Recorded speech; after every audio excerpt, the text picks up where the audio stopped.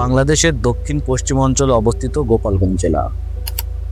সবুজে ঘেরা শান্ত জনপদ যেন প্রকৃতির এক জীবন্ত ক্যানভাস। মধুমতি, কুমার, ঘাগর সহ অসংখ্য নদী এই অঞ্চলের প্রাণ। বর্ষায় নদীর বুকে ভেসে চলে শত শত নৌকা, আর শীতের সকালে কুয়াশা ঢাকা গ্রাম যেন এক স্বপ্নের দৃশ্য। প্রকৃতির সৌন্দর্যের পাশাপাশি বাংলাদেশের রাজনৈতিক, সাংস্কৃতিক ও ঐতিহাসিক ক্ষেত্রে গোপালগঞ্জ অত্যন্ত গুরুত্বপূর্ণ একটি জেলা। ইতিহাসের পাতা ঘাটলে জানা যায় 1800 সালের দিকে কলকাতার জানবাজারের বাসিন্দা প্রীতিরাম দাস মকিমপুর পরগনার জমিদারি ক্রয় করেন মাত্র 19,000 টাকায়।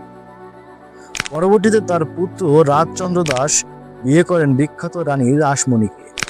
1836 সালের 9 জুন মাত্র 49 বছর বয়সে রাজচন্দ্রের মৃত্যু হয়। এরপর রানী রাসমণি জমিদারির দায়িত্ব গ্রহণ করেন। রানীর প্রতি শ্রদ্ধা জানিয়ে এই এস্টেটের নাম রাখা হয় রাজগঞ্জ। পরবর্তীতে নবগোপালের নাম অনুসারে এই অঞ্চলের নাম করা হয় গোপালগঞ্জ। 1984 সালে গোপালগঞ্জ জেলা হিসেবে আনুষ্ঠানিকভাবে আত্মপ্রকাশ করে। গোপালগঞ্জের সংস্কৃতি মানে বাংলার শেকড়ের গল্প। গ্রামীণ মেলা, পালাগান, জারিসারি, লাঠি খেলা সবকিছু মিলিয়ে এখানকার লোক সংস্কৃতি ছিল অত্যন্ত প্রাণবন্ত। শীতের সকালে ধোয়া পিঠাপুলি, বর্ষার নৌকাবাইজ আর ঈদ ও পূজার মিলন মেলা আজও এই জেলার সম্প্রীতির প্রতীক হয়ে আছে। গোপালগঞ্জের অন্যতম দর্শনীয় স্থান হল টুঙ্গিপাড়া, জাতির পিতা শেখ মুজিবুর রহমানের সমাধিসৌধ।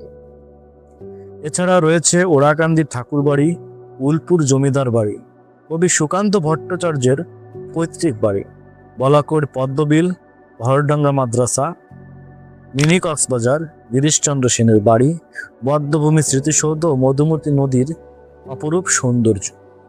গোপালগঞ্জ জন্ম দিয়েছে বহু গুণী মানুষকে।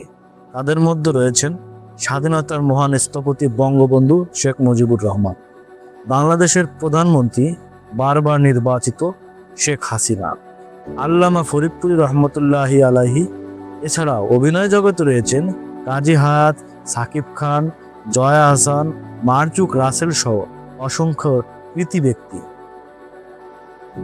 গোপালগঞ্জ শুধু একটি জেলা নয়, এটি ইতিহাস, ঐতিহ্য আর আবেগের আরেক নাম।